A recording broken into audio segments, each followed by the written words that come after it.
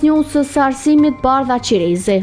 Nuk është e pranueshme të punësohet si mësimdhënës, me një uri të përgjithshme kur kemi aq shumë të diplomuar në gjermanisht. Kjo punë është rregulluar me normativin për punësimin e mësimdhënësve, të aprovuar nga Ministria e Arsimit, dhe aty caktohet qartë se çfarë kualifikimi duhet të ketë një person për të dhënë një lëndë të caktuar.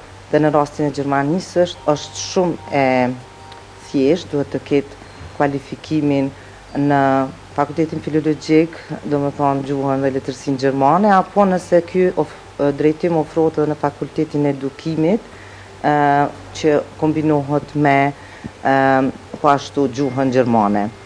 Dhe normalisht një njeri ose një person i cili ka një kurs të kryer, për shembull A1, A2 janë kurse bazike, B1, B2 janë kurse të cilat më shumë përdoren në nivelin e studentëve. Ato nuk është e lejushme që vetëm me një kurs të inkuadrohesh në mësimdhënie në shkollat e Kosovës. Dhe kjo nuk ka të bëjë me atë se kemi mungesë të këtyre profileve. Ne kemi shumë studentë të diplomuar në gjuhën gjermane dhe në fakultetin e edukimit.